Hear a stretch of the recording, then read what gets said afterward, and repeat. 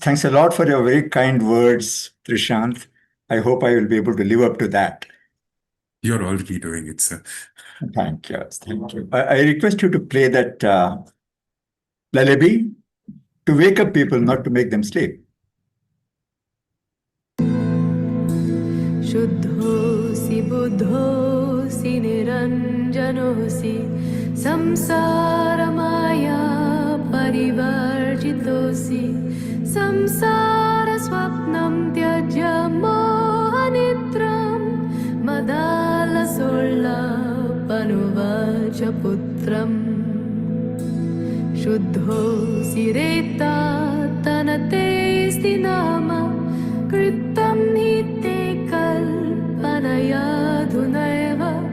पञ्चात्मकं देहमिदं न तेऽस्ति नैवास्य त्वं रोदिषि कस्य हेतुः. This is Queen Madalasa singing to her infant, telling that Shuddhosi, Buddhosi, Niranjanosi. You are pure, enlightened, and spotless. Leave the illusion of the world and wake up from this deep slumber of delusion. So what a message. What a stroke. We are talking about stroke today. It is an extremely beautiful, so kind and so loving, positive stroke. So I started telling Jai Hind. That is the typical defense style. When we meet each other, we say Jai Hind. A bold, nice, warm feeling.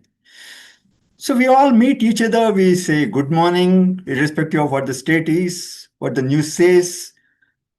There are so many ways we greet each other. I found somebody telling namaskaram. Beautiful.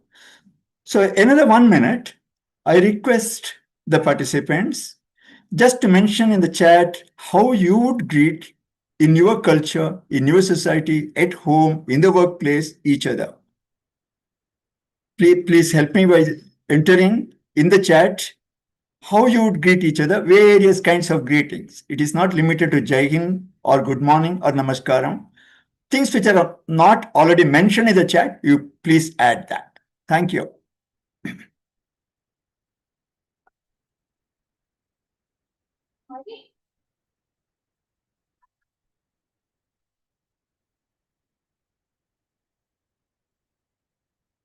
P. Vasant Kumar says Namaste. Nirmal Agarwal says Hare Krishna. A guest says Jai Shri Ram. Neha, Namaste. Jai Jinendra. Mahadev, Namaskar, Pranam, Hari Om, Jai Seva, Namaskar Mandi, Jai Shri Krishna, good morning, Radhe Radhe. Also, Sharano. Beautiful. Now, what is happening here is that we can add. We already seen, sometimes people say Sat Shri Akal, Jai Ramji ki, Hola, ¿qué tal? ¿Qué calor? Hola is hello, not O-L, H-O-L-A. ¿Qué tal means how are you? How hot it is. The moment people meet, especially the British are known to complain about the rains when they meet. Many stories about that. In addition to that, someone mentioned pranam. So it is in addition to telling something orally, we are also doing something in action when we meet each other. Sometimes we fold hands, okay, beautiful. Sometimes we bow our head. Sometimes the whole body like the Japanese do. Shake hands. Kiss on the cheeks. Hug. We know when Prime Minister Modi went to SCO, he shook hands with Xi, but hugged Putin. Different messages. Now, in addition to that, when I was in the defense long back, a Punjabi friend asked me, how do you greet in Kannada? I said, we don't. I was wrong. We do greet each other, but different way. We don't say good morning or good evening. We don't say namaste. In Bangalore, especially, one common thing when we meet in the morning, people generally ask, coffee aita? Had your coffee? Sometimes it just comes to coffee. Sometimes it comes to tindi.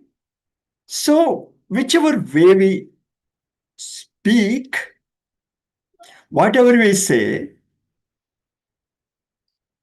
what is the content? What is the purpose? The content itself, the meaning of the content, like if somebody asks me coffee, I don't take coffee. If I tell that, no, I don't take coffee ever, will it be okay?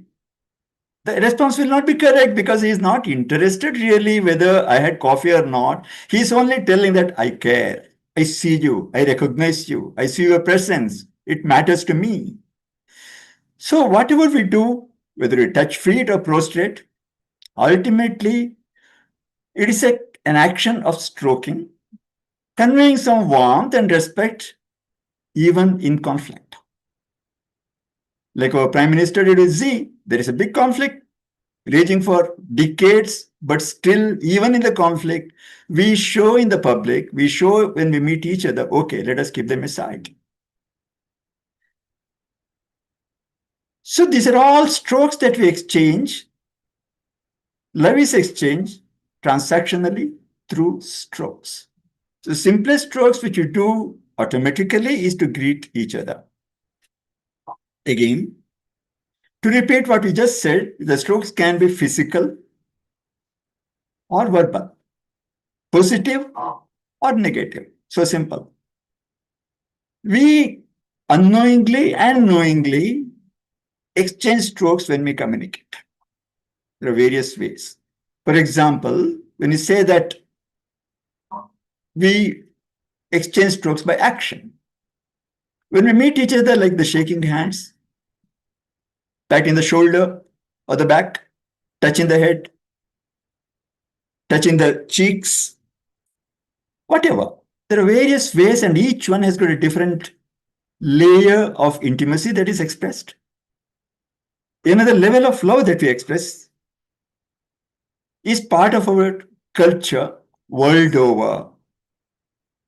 We express emotions. And emotions, the basic emotions are only 6. There can be sub-emotions. The basic emotions are 6. Like in the case of color, whatever we see on the screen now, the basic colors are only 3, R, G, B, red, green, and blue. The combination of these 3 colors blending together creates millions of beautiful colors.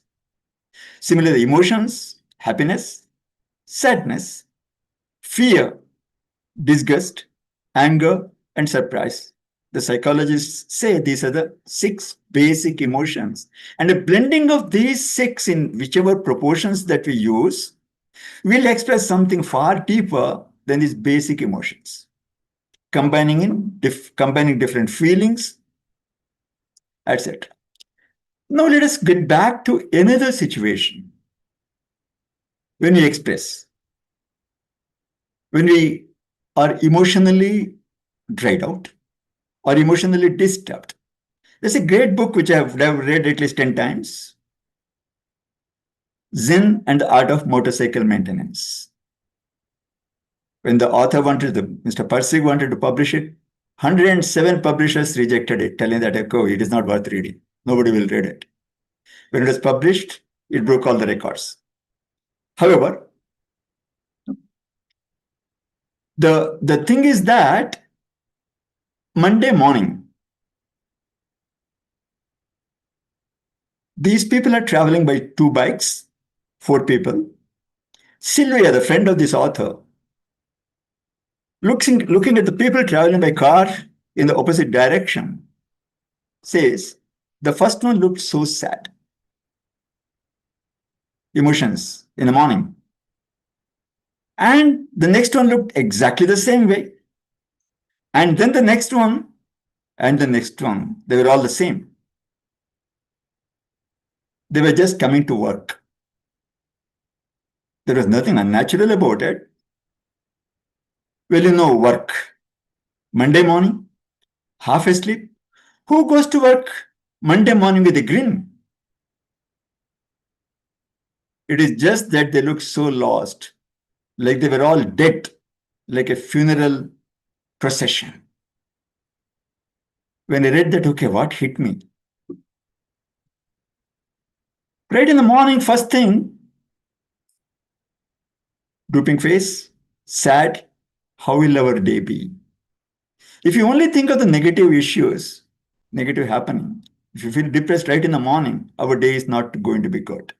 We don't want to go to graveyard, or we don't want to think of graveyard every day. We want to be cheerful. We look forward to work. We look forward to learning. We look forward to teaching. We look forward to interacting, whatever it is. So we should not be creating a toxic environment for ourselves and for the people around us, because what we feel, what we do, what we express, it affects others. So let us be very careful about the emotions and be aware of our own emotions, because it ultimately affects others. And it is not only affecting others, it affects us deeply. Any emotions that we carry, ultimately our body, our mind, our behavior. These three aspects form a triad, and they affect each other. If your body is comfortable, if you're not overfilled, if you're not underfed, if you're not hungry, we are not, bloated, yes, it'll affect how we respond. Like when I teach in the afternoon, if the lunch has been very good, especially in the corporate training, the classes don't go well because people are sleepy. They have no more interest. If the lunch is light, comfortable, they pay more attention. And we can see this over and again. Similarly, if we talk something which is cheerful, we spend the cheer within us also, not only outside. So the language we speak, the thoughts we nurture, the way we nurture our own body, everything affects the whole well-being. Bhagavad Gita, Arjuna says, Vepatuscha sharire me, Roma harshascha jayate, Gandivam samsate hastat, Tvakchaiva paridakhyate. Arjuna is known as Gandivi.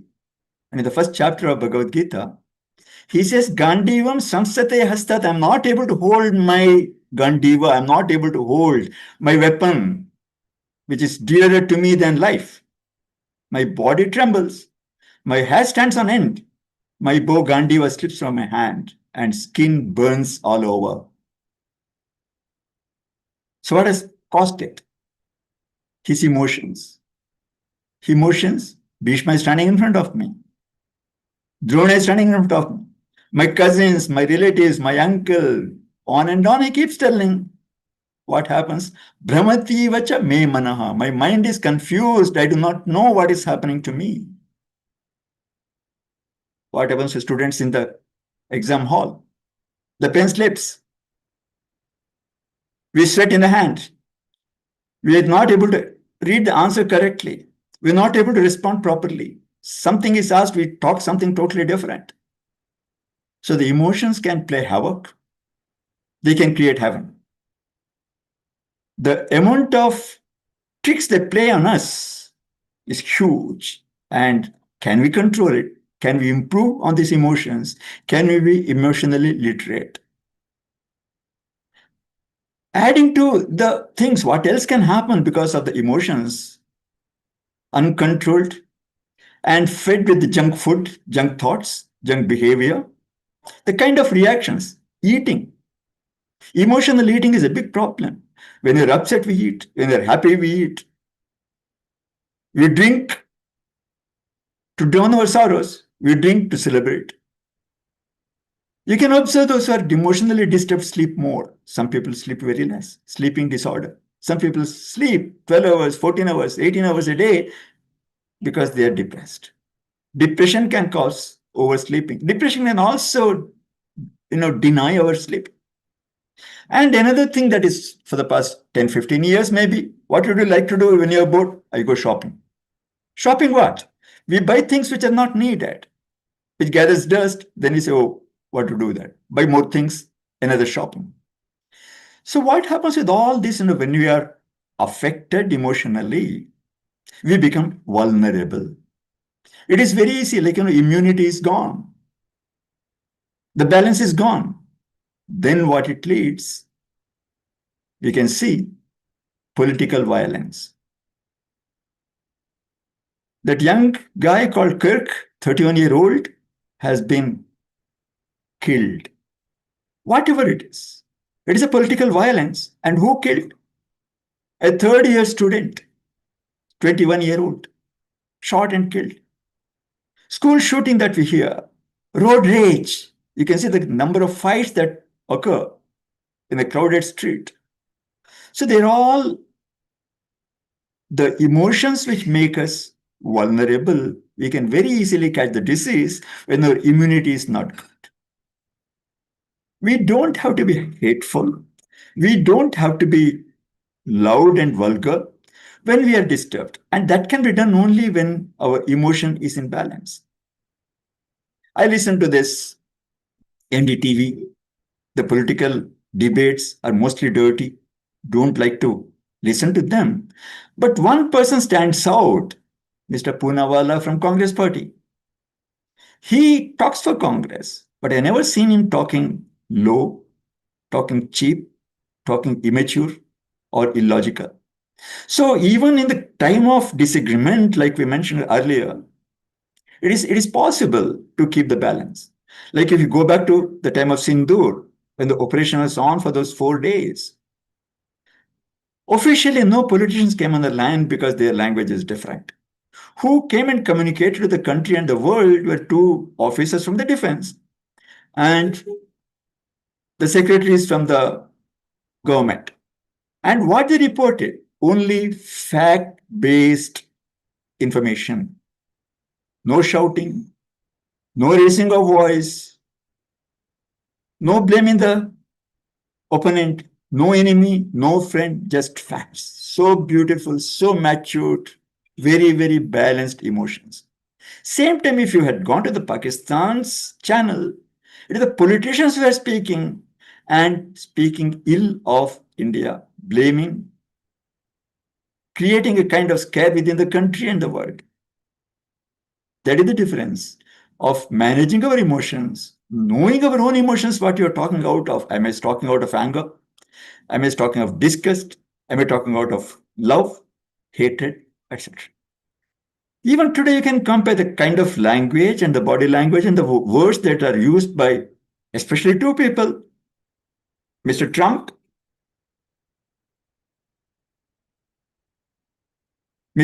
and his assistant. Shiva Arur calls him a tech dog. Look at the kind of language they use. And the Indian leaders in public have never gone out of balance in expressing their emotion. That keeps us above, that keeps us mature rather than cheap and silly. That is one aspect. Another thing is that we are having an attention factory. We are continuously feeding ourselves, okay, some attention is needed.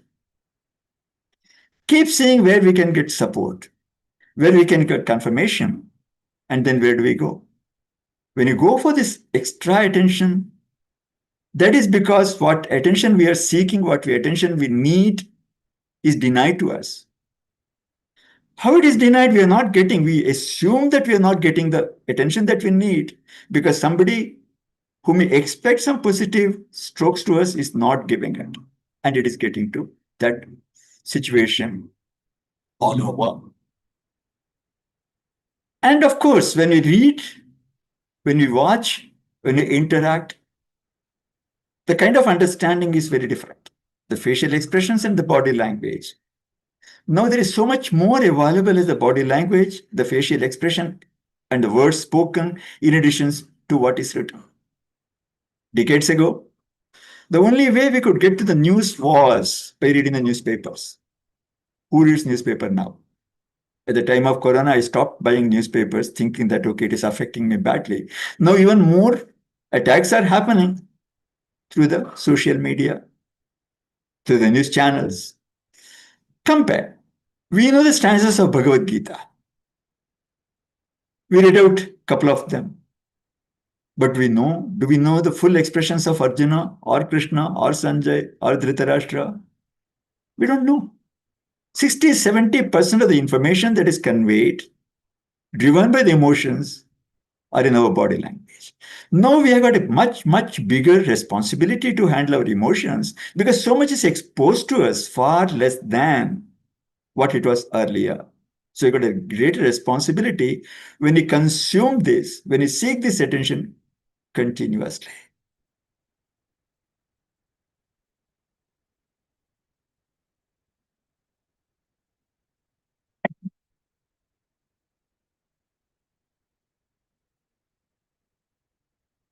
Why emotional literacy matters? You already seen. Emotional literacy will come further. The core skills in the emotional literacy, what we have to develop is knowing our own feelings. When you talk, before we talk, when you're upset or joyful, celebrating or grieving, first of all, it is a good thing to ask ourselves, what am I feeling? What am I feeling? Am I acting out of anger? Am I feeling ignored? Am I feeling honored? Is it just that I want to express something? If it is just that, okay, attention seeking, like in the gossip, which can be very harmful, but then why am I doing it? That is the first thing, knowing our own feelings. In this case, there is another great responsibility for parents and the teachers. So when a child comes home, throws the clothes out instead of keeping it neatly, ask the child to take bath or ask the child to clean the shoes, ask the child to clean his or her own plate after eating, say a little grown-up child, 10 plus. Sometimes the child will listen to the father or mother, do it cheerfully. Sometimes the child won't. Now, the children do not know how to recognize their feelings, their emotions, they don't know how to recognize. Instead of telling them, okay, look, I told you once, means I have told you 100 times. I'm not going to tolerate this disrespectful, indisciplined behavior. Come on, keep your clothes neatly, keep your plates, washed. But then a child who has been doing the things normally, attended in the homework, a nice child, suddenly you will find the nice child not to be doing the things correctly. Why does this happen? Because the child is not able to understand his or her own feelings. We have to help them to understand. You can sit quiet. For a while, silence is golden. Let the child recover himself or herself. Put him on the laps and say, okay, what is bothering you? You're not able to understand. Are you sad? Are you angry? The child might have been bullied in the class. Child might have been insulted by the teacher, name calling, telling that you're lousy, you're no good, good for nothing. The kind of injuries, the emotional injuries that the child faces outside world, not having been emotionally literate, it is not an easy task for the child to handle. So what we can do is that identify the feeling of the other person. What is told orally, what is shown, what is expressed physically is based on some action, feeling. You acted like this. You called me names. You pushed me aside. You threw my pencil box. Whatever it is, or you did not listen to me. One of the most common complaints the children have, you never listen to me. You don't hear me out. You're always thinking that, okay, I have to listen to you. I have to take orders then. We're not debating, we're not conversing. So this is very, very necessary when you're dealing with the children. Now that we are talking about the children, let me tell a story. About 20 years back, we went to a close relative's house in Mysore. And we were to leave after breakfast, we were to leave after lunch back to Bangalore. So a 10-year-old girl, call her name whatever you like, say Kirti, for example, not the real name. She came and told her father, who was immersed in the morning newspaper, telling that, Dad, I got 25 out of 25 in computers. He said, He kept quiet, continued to read the newspaper. The child also went off. After a while, child was shirking. She was not responding much. She was very quiet. So people ignored typically. We're all busy with adult talks. The child was sidelined as if she doesn't exist. And because we have to leave early, 12 o'clock, they said, okay, let us have lunch so that you can leave early, not get caught by the bad traffic. Kirti said, I'm not hungry. I'm not eating. Why don't you eat? Don't behave like this.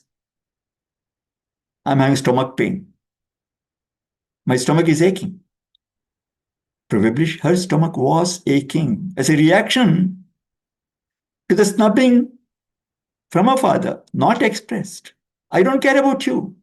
You don't exist for me. News is more important for me than you getting 25 out of 25. Same thing if you was to get 24, should have been taken to task. Why don't you study well? I told you this. Who stood first in the class? Where do you stand? On and on and on. So this emotional beating that we give to our own people, husband to wife to husband, our colleagues in the organization that we go to work, we make the atmosphere toxic. And each of us, each individual can improve it a little. And when we improve it a little, others respond with equal empathy and the things will improve. What is empathy? Recognizing others' feeling. All of us want to be understood, valued, and supported. Grounded in dignity, filled with meaningful connection. If there is no dignity, if it is an empty word, it is pity, it is not empathy. You say, oh, you had such a bad day in the school. It is pity, it is not empathy. You have not felt through it. In the mind of mind, you're telling, oh, what else? I had worse days in my school. No, we're not feeling it. Unless we feel it, the words will not come out very well. Like Ratan Tata, 2611.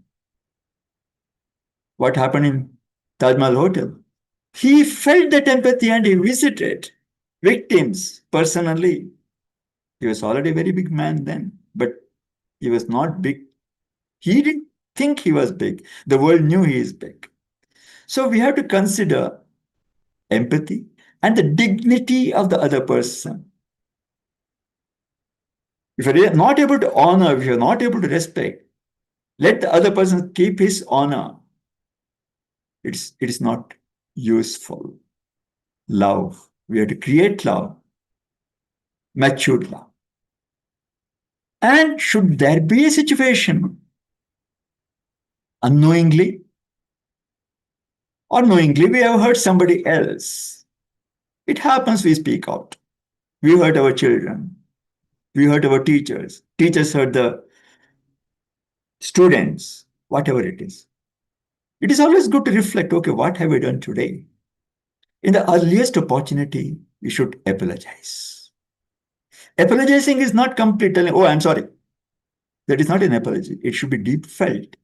And the cycle is complete only when the other person has accepted. You can do something and just say, sorry, please pardon me.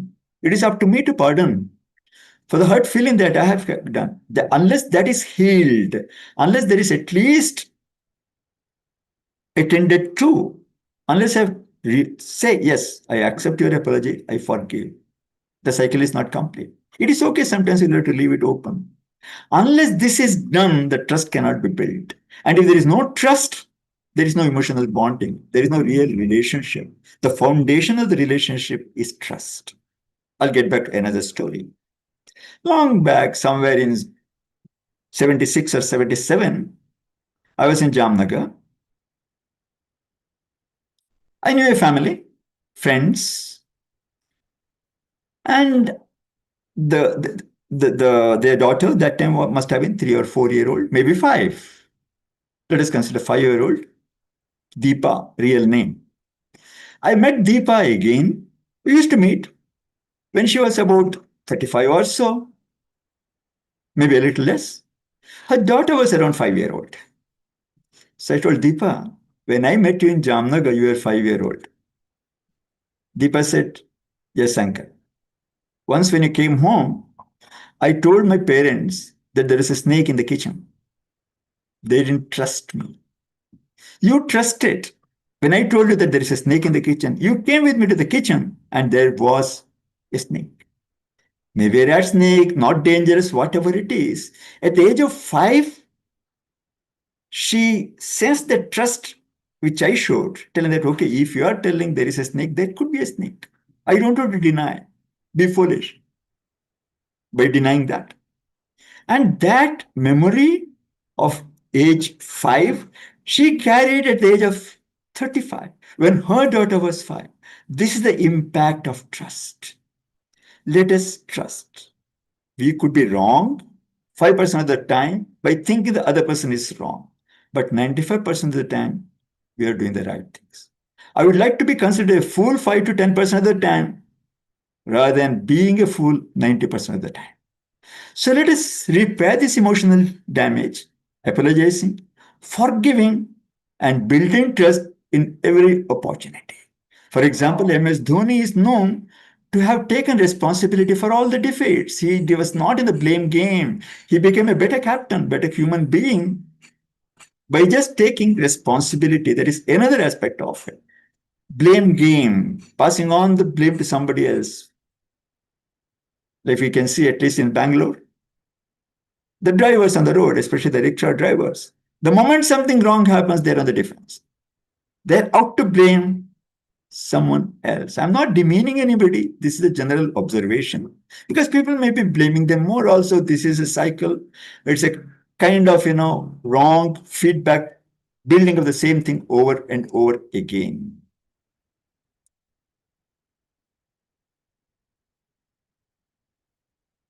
There is something called opening the heart, power of strokes. Again, we talk about this stroke. Stroke starvation means we are not getting recognized for what we do or what we don't do, whatever it is. I'm not recognized. I don't exist. That is starvation. Neither positive nor negative. That is the worst thing. If you say, okay, this is good, I give a positive stroke, I wish you in the morning. Or if somebody doesn't care about our existence, that is a depriving the stroke. If you fight, that is still okay. You're honoring me by disagreeing with me. You're honoring me by telling that, okay, you're a dirty old person. That is okay. Because you see, many times you will see the people, especially the heroes in the public eye, if there is no positive publicity about them, they seek negative publicity. They create something by picking up a fight, by getting drunk, by abusing the drivers, by doing some nonsense. Do you know who I am? Because they need that. So whenever you see some unacceptable behavior, especially from the people who are considered heroes, they think that they're not getting sufficient positive stroke. So if not positive, let me have negative stroke. Some scam, some dirty news, some yellow pages. So there is stroke starvation. And the stroke starvation is made use of by the marketing agents very, very well. Fair and Lovely. The people who advertise for the Fair and Lovely are already Fair and Lovely. Otherwise, they wouldn't have been taken for advertising. And others think, okay, people think I'm not fair, I'm not lovely, so I will take this Fair and Lovely and become Fair and Lovely. And who gains out of it? The marketing agents. So this stroke itself is used many ways for dirty business. Stroke starvation or denying a positive stroke. We'll get back to another story. Bharavi, Sanskrit poet of 6th century. They say Bharaver Artha Gauravam. Every word that he spoke, there is so much of Artha Gaurava, the respect for the words that he used, every word full of meaning.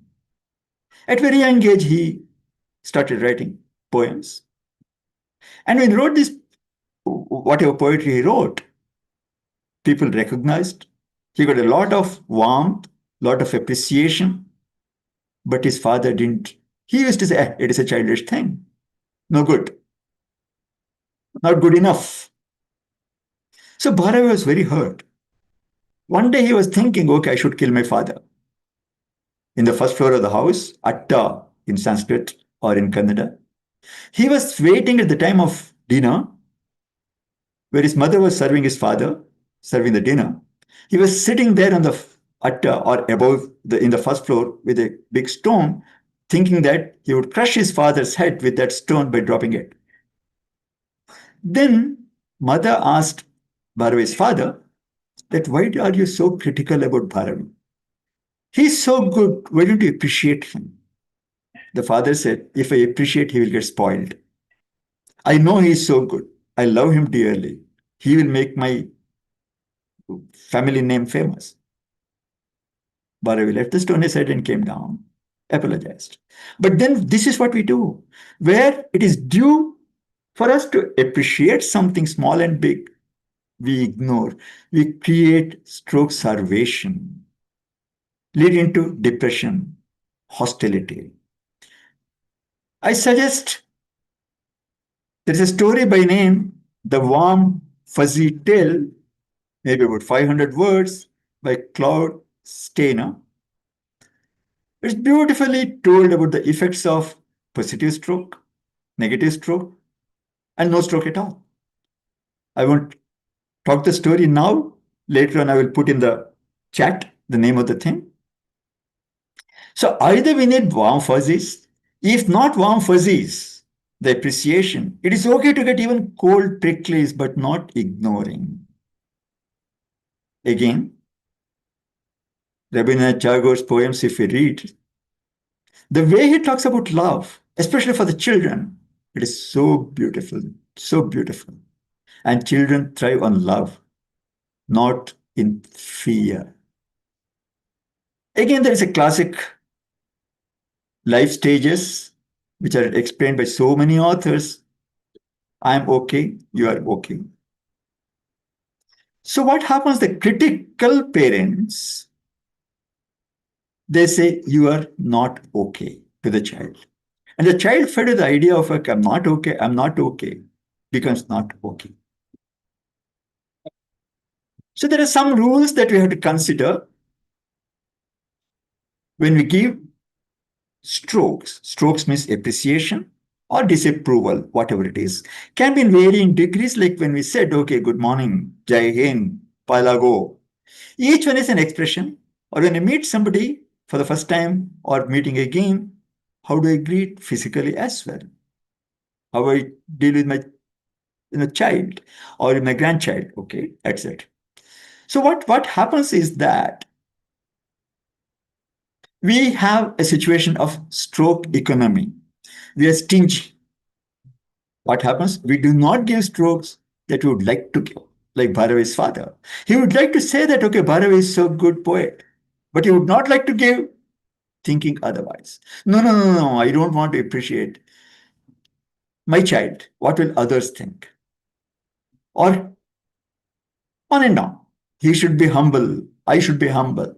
No, don't hold back. If we prefer something, say okay happily. Yes, I went and parked my car in front of a parking lot of a hotel. The security guy came and said, "Good parking, sir."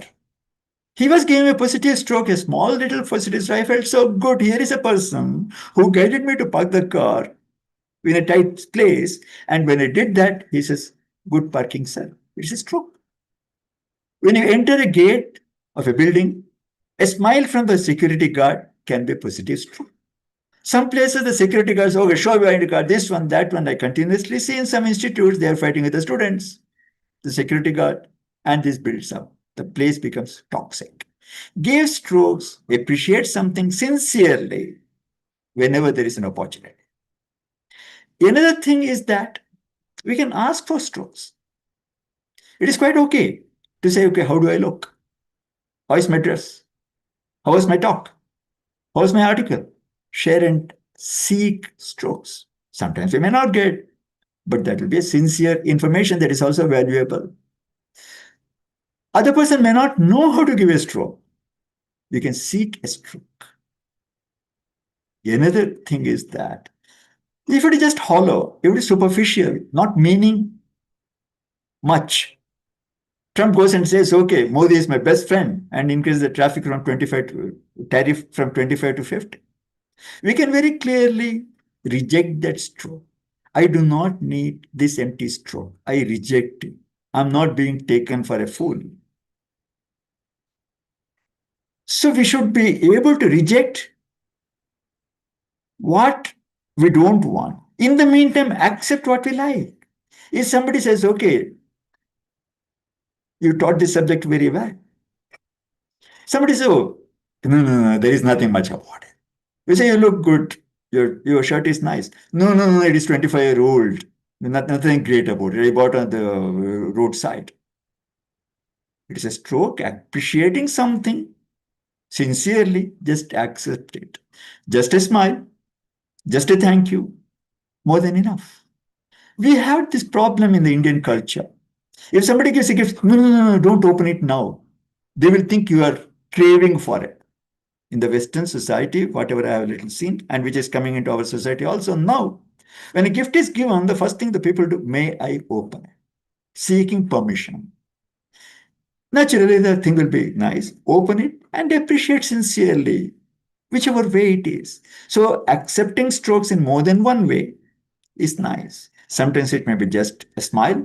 Sometimes it may be just an action. Sometimes it may be much deeper. But it is not a business. You have given me a gift, I will give you a gift of equal value in rupees. That is not a stroke. And more importantly, we have to appreciate ourselves. We have to give strokes to ourselves. I remember when I was in the Navy, the mirrors used to have a slogan. Mirrors, of course, after we dress up, the uniform has to be neat, tucked in well, everything is in place. And we would stand in front of the mirror to see that I am dressed okay or not. There's a very nice phrase written on the mirror. You are not fully dressed till you wear a smile. Wear a smile. That is a stroke to yourself. And wearing the smile gives me a related subject, not directly with this one. I developed a habit for the past 10 years. In the road when I drive, if somebody cuts me, another car, a pedestrian, a two-wheeler, notorious auto rickshaws, I deliberately give a smile. I look at the face of the other driver, give a smile. I feel better. He or she also feels so much better. So smile is very, very powerful. Anyway, I do not know that driver. I am not likely to meet again. And for what reason he or she is driving mad or driving incorrectly, or I may be driving incorrectly, not the other person. There is no driver who is average or below average. Every driver is above average. What is average? So this again comes in to our culture again. Our families discourage expressing I love. We are stingy about expressing love, though we deeply feel. So we have to overcome the stroke economy, work very well, improve our emotional health, self-esteem, interpersonal relationship, free and open exchange, communication, bonding. We can all express. We can correct it continuously with an action feeling statement. When this happens, I feel, you did not wish me in the morning, I felt like this. Or you scolded me, I felt this. Action, feeling, statement, very, very clearly expressing to the other person what action led to what feeling. It is not thinking. Thinking is deliberate. Feeling is automatic. You can say, no, you should not feel. No, I'm feeling that. You can say, don't think like that. Correct your thinking, which will ultimately change the feeling. That is okay. But if I'm feeling, I'm feeling. So we have to take responsibility, admitting our mistake, apologizing sincerely, asking and granting forgiveness, love at the center of all the relationship, honesty and trust, no power playing, respecting other feelings, make amends, love yourself, others, and truth. So the time is up for me. So I will stop here. We'll be glad to discuss this further. Thank you so much.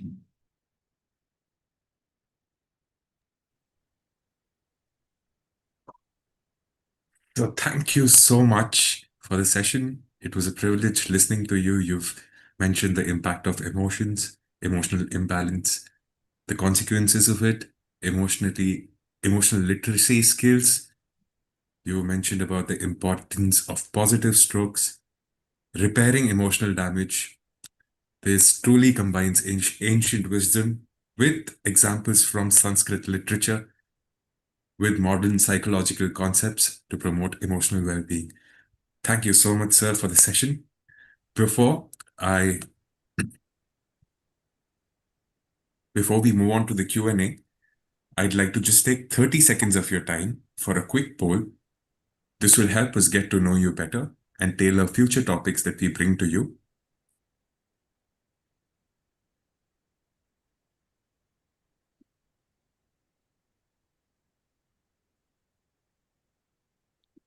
A big thanks to everyone who's been a part of this session, and your presence and participation means a lot to us and makes this webinar a success.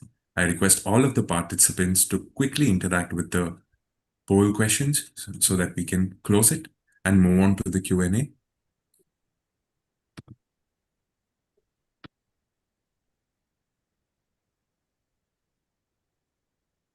Also, for anybody who's missed a part of this session, I'm going to share the YouTube recording link so that you can share it with everyone.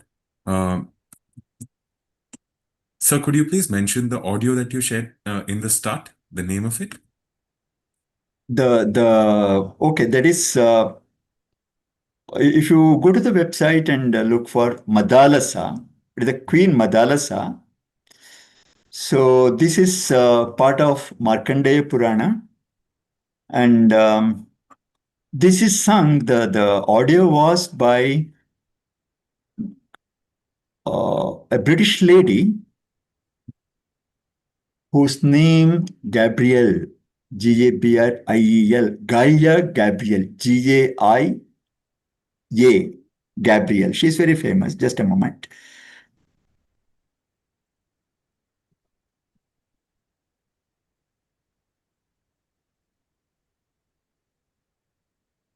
Rakesh, I'll request you to share the name of the track also or the file into the chat box.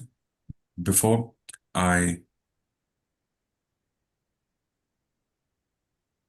move on to the Q&A, I'd like just to give a brief overview of the events that are coming up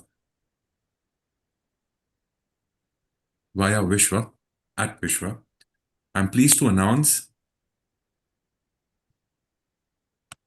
Thank you, sir. We've received the track name in the chat. I'm pleased to announce that we are conducting a material collection and distribution drive. The drive dates are September 20 to October 20 in Hyderabad. You can help by being a drop-off point in your area, collect materials from your neighbors, surroundings, or anybody who'd be interested in donating. You can choose to volunteer on weekends to sort and distribute the materials. You can donate items you no longer use to the Vishwa office directly or at one of these drop points. You can host a collection drive in your gated community or school. I request everybody to find the contact details in the chat to learn more about the drive and kindly participate and share the campaign with your friends and loved ones. Thank you, Rakesh, for the form, and you can also mention a contact number and an email or the participants can reach out to or share. With that, sir, I'd like to now invite just a moment, Shrivani ma'am to initiate the Q&A session. Namaste, Bajji. Namaste, Trishan. Namaste, everyone. It's wonderful to have you back. Your previous talk on electioneering, votes, the ballot boxes. I mean, it was an amazing talk, especially now when there's so much talk happening around it. You have spoken with such authenticity, clarity, genuineness, and made it so simple for the common man to understand. Your talks are amazing. And right now, the talk you have come out with, when joint families are becoming nuclear, when there is only a single child at the house, children are no longer taught how to greet. An adult comes, they just walk off. They don't know how to smile, how to interact, how to give a stroke. At a time when a child is moving into a place which is not their known space, they don't know how to behave, what their emotions are, what they're feeling, and they misbehave. And the parents' way of dealing with it is shoving a phone. This talk is extremely important in this time to understand our wisdom, our behavior, our thought practices. So a big thank you to you for recognizing the importance of it and explaining it in such a simple way. So happy that in Vishwa Talks we're able to come out with these talks, because our intention is to build the social heritage of our country and to protect what we already had. I remember the tehzeeb we had in Hyderabad no longer exists. It's just going away completely. That wisdom is going away completely. It's not respected. The West is aped. Hi, for everything high. Yeah. So, yeah. Thank you so much. With this, we'll go to our question and answers. Shmel, would you like to ask? Thank you. Thank you very much. You hear me? Yes, yes. Okay. Thank you very much on a very interesting presentation. And I want to ask a question. How approach of emotional literacy, how integration between ancient wisdom and modern psychology can support resolution modern social problems. How this meeting can support resolution problems of social inequality, of poverty, and another social problems. So what typically happens is that, this is my interpretation, most of the times we are heavily self-centered. We talk mostly, or we think mostly about ourselves without realizing how does it impact the other person. In any transaction, if there is a net loss, it is not a good transaction. Unless there is a net gain, the transaction means nothing. So it has to grow. The emotional safety, the values should grow whenever there is a transaction. If you're conscious of it, then the basic foundations are a heartfelt love, a sincerity, the integrity, empathy, and respecting others' dignity. Rather than wasting our time, what will others think about me? Where will I stand? Am I the richest person of the world? Am I this? Am I that?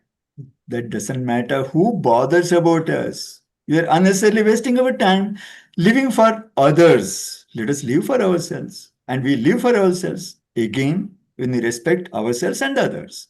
I cannot respect you unless I have got self-respect. So this is the foundation that I believe, try to practice.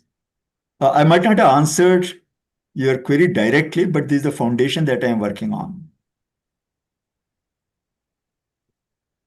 Okay.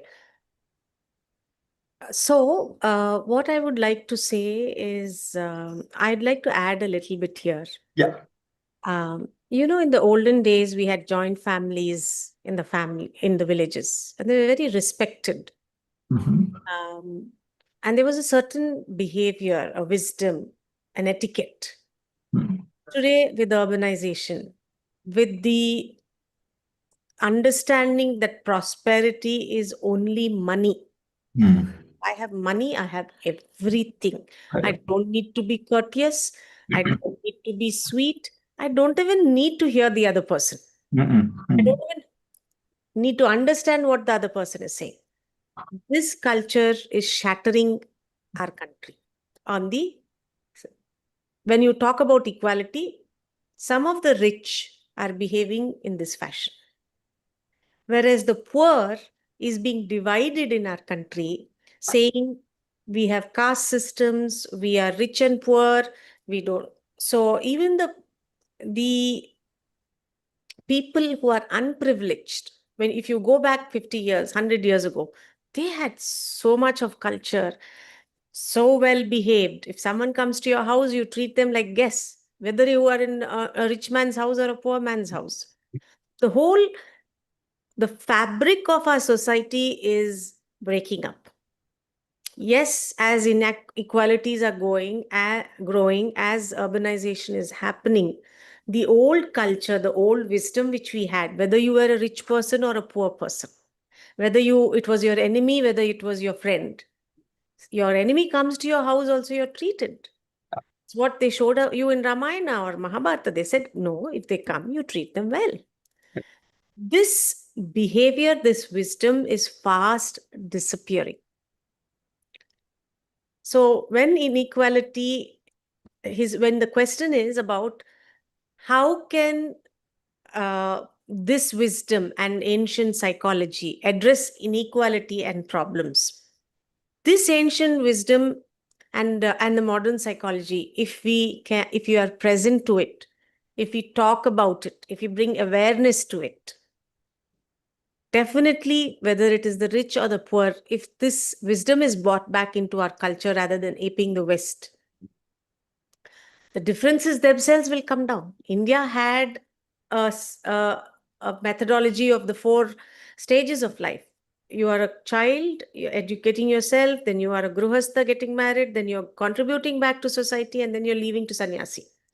So even the rich would share their bounty.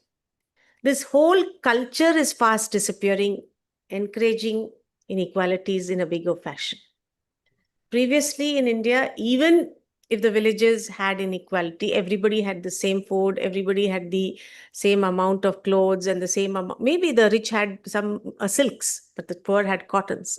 But pre-colonization, there was a certain amount of lifestyle, whichever strata of society you lived, it existed. Now it has gone down, and we need to re-establish it. Yeah, that's my answer, Shmuel. Does it answer your question? It's you have to unmute yourself to. Yeah.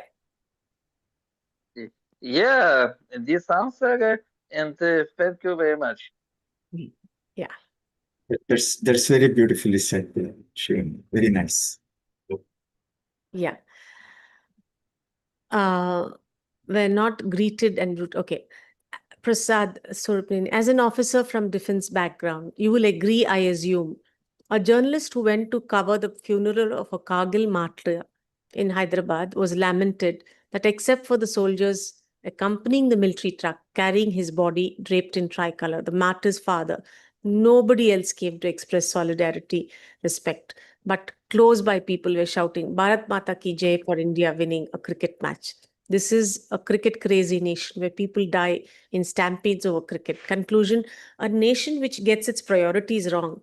This is an example of how empathetic we are. Behavioral science has to be taught in school, like we used to have model science in our primary school days. Yeah, Absolutely.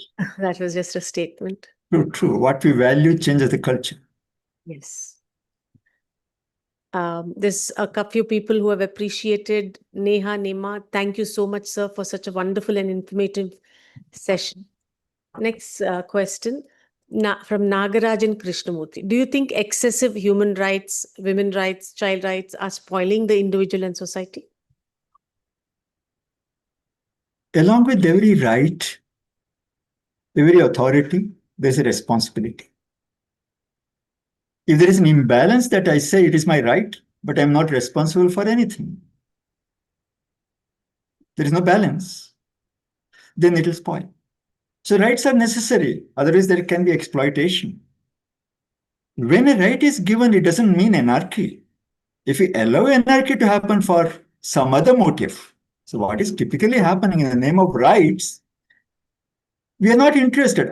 We mean all of us are responsible ultimately. When we say, okay, right has to be given, along with that, we are not teaching, or first of all, when we shout out, okay, this is the right, along with it, we should also equally define what is the responsibility to have that right.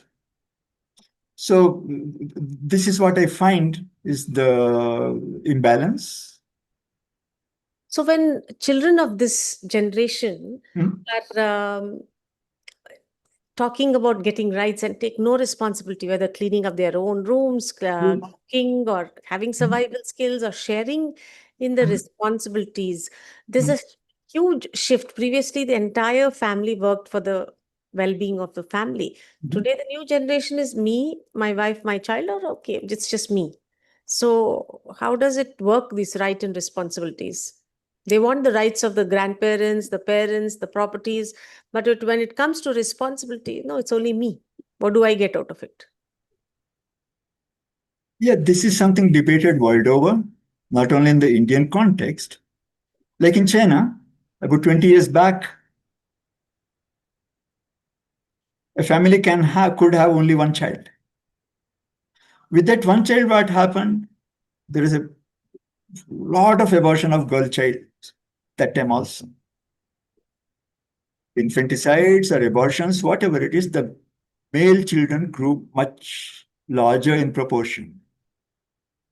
Then, having only one child, they were called the princess of the family. They were overprotected. Anything was accepted. So there is a stage. My nephew was in China for about 3 years, so he has seen firsthand, and he was explaining to me how they are becoming spoiled brats.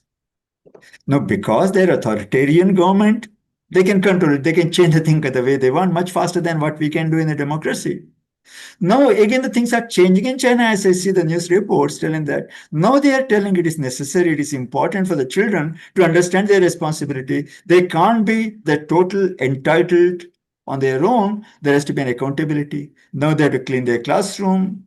They have to help parents at home. So it is done in a mass scale in a bigger way. In a democracy, for such values to soak in, it takes longer. We cannot dictate and all that. Awareness. The schools can do a lot and lot for this one. To some extent, okay, a lot. This is my belief that the teachers have got a great role to play to understand the situation, and at least because there is an institution, it is easier to transfer. If you generally say, oh, this has to be done, we cannot reach every parent. We cannot reach every community. We'll be just talking in the air. There are enough things happening. What is actionable? We can start from the schools because there is a structure there. There's a reason to be there. So again, we can make it Vidyalaya. Alaya means temple. Let it be a temple of learning, not just being literate, learning all aspects of it. A little by little, if you can bring in, if every teacher is aware of it, there is no problem. And you see, again, while loving, we can be firm. We don't have to be excusing what is not acceptable in children in a loving, kind manner because we care for them. If we're really caring for them, we would give. Who likes to take vaccine? It hurts. But if vaccine is needed, it is needed. It is good. If I don't understand what is good, we bring the rules. So how to deal with it? What works with one child will not work with another child. But when they're together as a group in the class, it works far better than one child. So my action point will be start with the schools. And I can share my experience sometimes later in person. Yes. Okay, Ms. Nirmal Agarwal, Ms. Nirmal Agar, would you like to ask your question yourself? Please unmute yourself if you want to.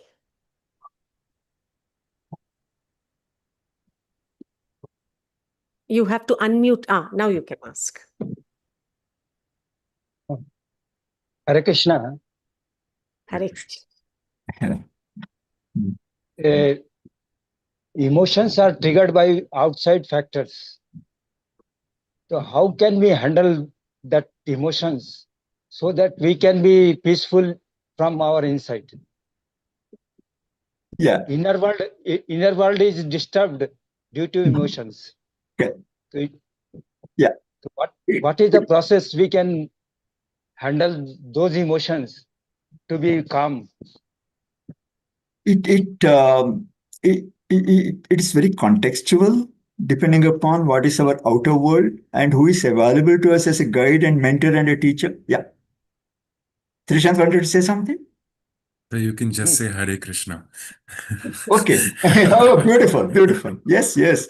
No, it again depends on the context, as I just mentioned. Okay, Hare Krishna.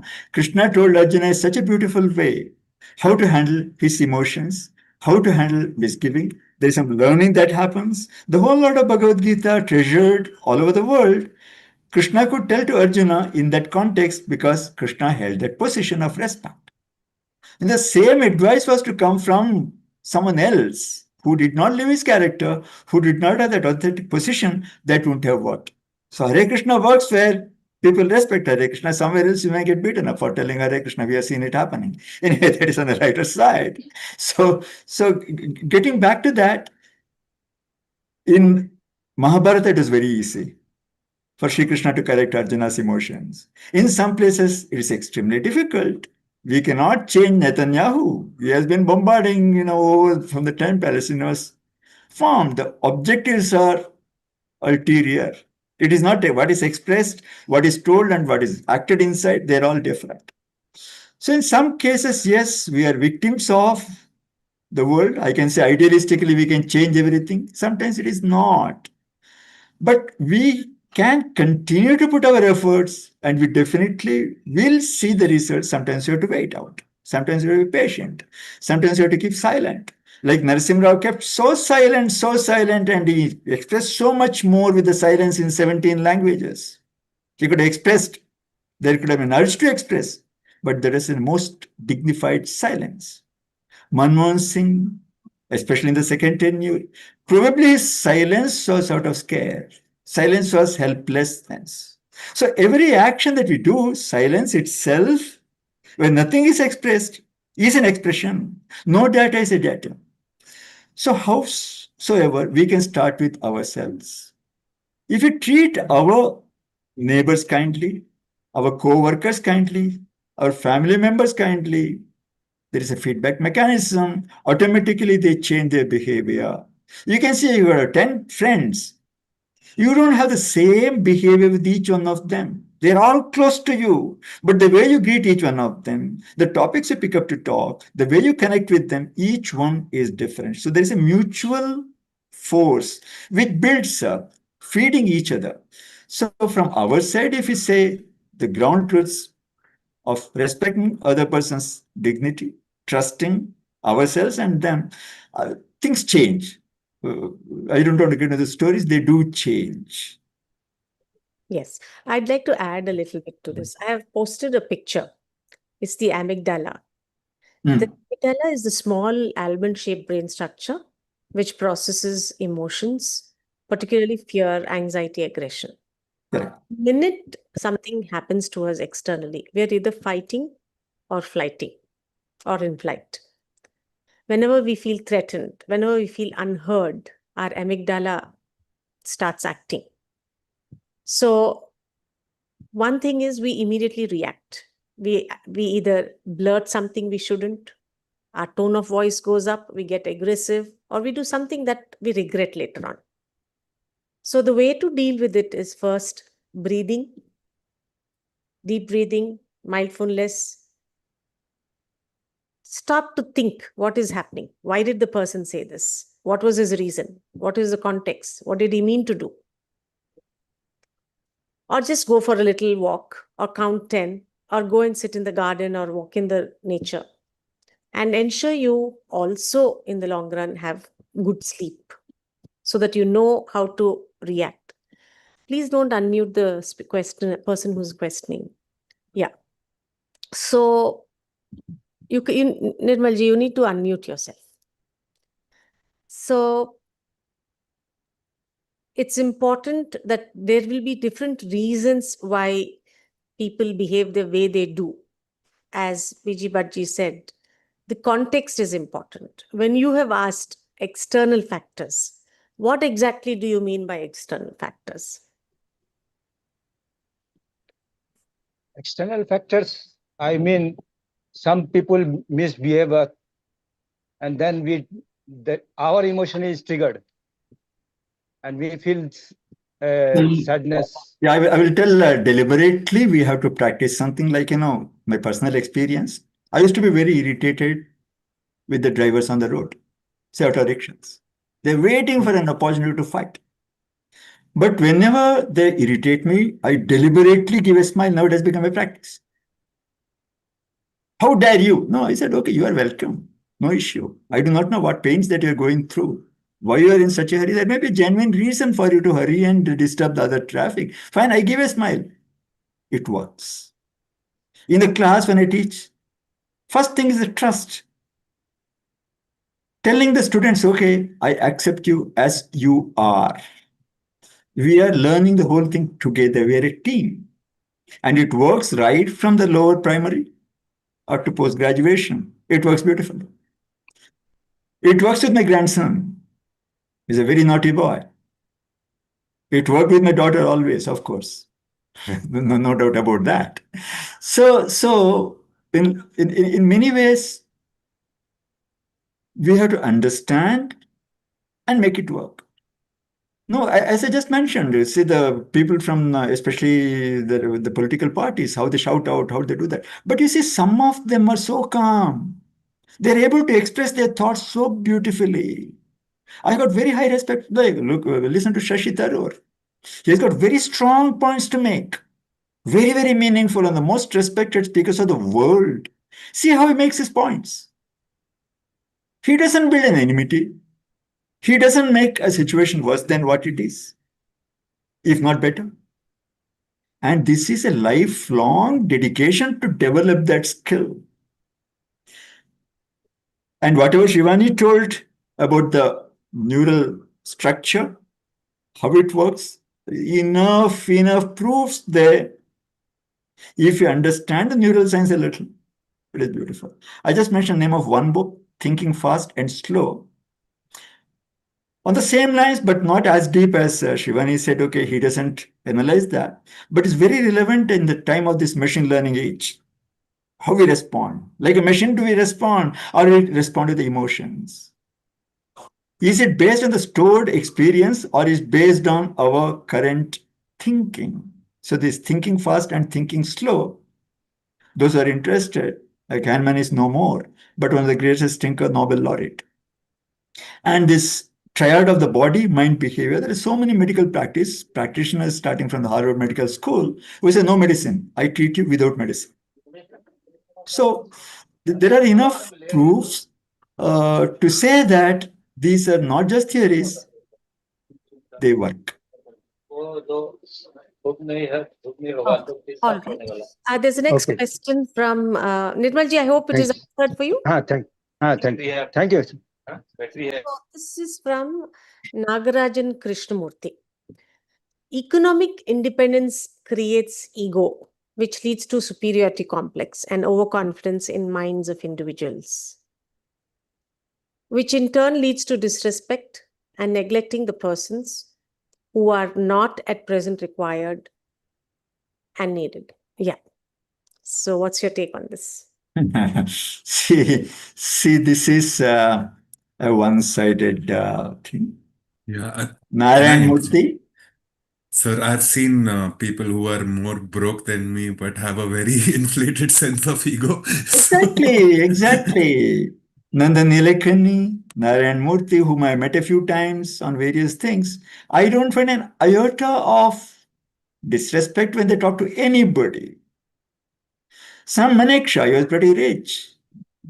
There is a story that his driver said that, okay, after driving you around, I can't drive anybody, I retire from here, uniformed soldier. So he said he gave me a gift. What gift he gave? 10 acres of land. He was rich enough. Dr. Narayan Reddy, who passed away 3-4 years ago. He had 10 acres of land in Bangalore. You can see how many hundreds of crores it would have been. He lived as a farmer till his last day, working in his field, sweating it out. He traveled only by public transportation, by bus, with the clothes that he washed himself, one dhoti and one shirt, and he went around the world with that. And nobody could ever suspect that he was so wealthy. And he lived like a very, very, very normal person. I was fortunate to interact with him in many cases. So there are enough examples where we find those who are wealthy, who don't have this nonsense into their head. And as Trishan said, somebody who is, may not be all that, maybe, doing other things. sir, I have can I Yeah, please. mention a story? Yeah, please. So my grandpa, he ran away from his house at the age of 8, and because his parents used to drink a lot and fight with each other and beat him up too. So he ran away and he went to Coorg Madikeri Mm, and Kushal Nagar, and he started working in this tiny tea shop serving tea. mm, And one day, one gentleman stepped into the shop. He pretty much owned all the estates around that shop. mm. And he came in and he was like, why are you working here? You're supposed to be studying. So my grandpa told him all the story. And he was like, okay, you're not working here from tomorrow. You're going to be studying in a boarding school. He got him admitted. He took care of his primary education till the time he was 17. Eventually, my grandpa reached out to him and he was like, sir, you tell me, what can I do as work? Like, because you got me educated. He was like, serve the nation. So my grandpa joined the Indian Navy, back then the Royal British Navy. Okay. Very And nice. Very good. the I feel proud. and then he was part of the 1946 Indian Navy revolt. So the person who got him educated, made him gave him an opportunity to grow up, was Field Marshal Cariappa, the Oh. first Field Marshal of the Okay. country. So yes, Okay. I wouldn't have been sitting here if Mr. Field Marshal Cariappa wasn't there. So yeah, he was a super humble person when it came to being how to be with kids and everybody, but at the same time, he held a stature which was the pride of the country Right. also. True. So I'd like to add a little bit. That's wonderful, Prashant, to hear. What I like about hearing all this is each of us are common men meeting together and discussing. So anyway, one thought process I had. Economic independence creates ego. So especially when you get the men angle, most women are not allowed to become economic independent. And the reason is given that they will get an ego, they will get a superiority complex, they will break families. So there is a thought process which I have heard around me, but that's not the truth. Yes, economic independence does give the women independence to voice when people cross boundaries, which they otherwise do not. So in India, girls are getting more educated, more responsible. Boys are not changing at the same pace that girls are. Does that mean that women have become economic independence and have ego? No. It means that there is a new way of understanding what are boundaries, what is right, what is wrong. It needs to be redefined and readdressed with the same old wisdom. This is a very blanket and generic statement. It cannot be taken at face value. Yes, joint family systems taught us affectionate, sharing, sacrifice, obedience, respecting others and elders. Yes, there is a need today to redefine the family system such that we protect the past wisdom that we had, the families, joint family system wisdom we have, and move with times. It's extremely important that India makes that step today to keep our thousands of years old family system strong. Yeah, then the next question is, if we are advocating ancient wisdom, then women should not be allowed to come out and work, and all males should rather provide everything in their household. Is it? Yeah. I don't think this has to be answered. It is just no. I unask the question. Asking the question. The question is not relevant. Yeah. So you're right. It's a very about what you're saying, sir. The thing is, I don't think ancient women stayed at home. Not at all. They were far more responsible. And if you say Gargi, there's so many tapasvinis, and they ran the society. And it is only the women's role or the women's responsibility was, according to what I read, is because of the invasions from the outside, especially the Muslim invasions. As I read, I'm not a historian. Women always had a very good position, and they continue to have. There may be small aberrations about which we should not worry. Like Trishan talked about his grandfather. I have whatever I am, it is all my mother's doing. She is more than goddess. For every little that she didn't speak about it, but she communicated so much. So women's role, we cannot belittle. There is no competition, it is a complement. I think Rabindranath Tagore's perspective is beautiful on the women and men's relationship. We should not consider it as a competition, it is a complementary thing. It is yin and yang, vag, artha, whatever it is. There is a combination of that. Unless we recognize that, we will get into confusion.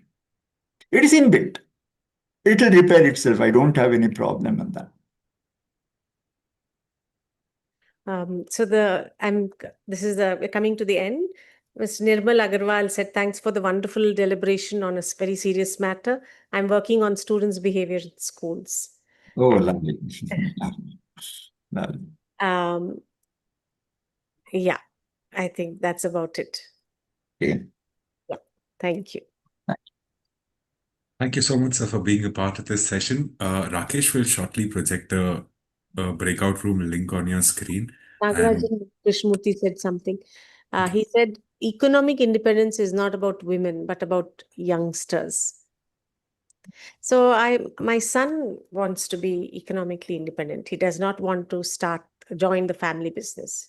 5-generation business, nobody to take care. They might sell the business off. I'm like heartbroken. And, coming from a reasonably wealthy family, we give a certain amount of reasonable wealth to the child to be economically independent. And I was, whatever my concerns were, I was talking to my daughter. And then she said, Mom, you should allow him to burn his fingers, learn, experience. Just like an egg, a chick which has to come out of a shell, needs to break its own shell itself.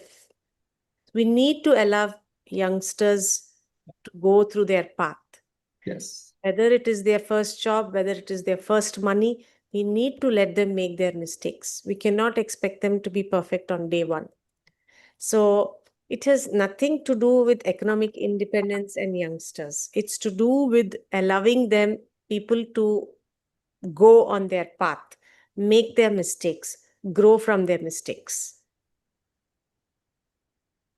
Yeah. Beautiful. Yeah. Excellent. Okay. Okay, sorry, Trishant, you can carry. Thank you, ma'am. Before we close the session, I'd just like to quickly mention the upcoming talks that we're going to bring up. I just completely forgot to mention it at 12 p.m. The next talk is by Mr. Himanshu Tilwankar. He's a sustainability and environmental management expert, director of Envirotech Solutions. He's going to be talking about circular economy and plastic waste management. He's going to be speaking on 20th September 2025, 11 a.m. to 12 p.m. Post that, we have Miss Manisha ji. She's a counselor and executive coach, founder of Srishti Consultants, and she's going to be talking on aging. I'm going to get more briefing from her on Monday, so we'll update you with the creatives on our website, vishwa.org. And we'll also update the registration link by Monday. You can also register for the next talk right away. Manisha ji's talk is on 27th September 2025, 11 a.m. to 12 p.m. I request everybody to share the talks with people who are aligned to those causes, and kindly join in. If you've missed a part of this session also, I'm going to share the link of the YouTube video again right away in the chat box. I also request, okay, PG sir is away, so I'll just wait for him to come and join One the thing I'd breakout. like to add, Yes, please. all the participants who are here, of late it's getting difficult for us to share our talks through WhatsApp. So please do share to all your groups. Ensure at least each one of you all reach out to 100 people to get the upcoming talks. Yes. We are currently also very focused on climate change and environment, solutions to fight climate change. And I hope a lot of y'all will be aligned with those causes as well, because it's very relevant. Thank you, Rakesh, for the social media links.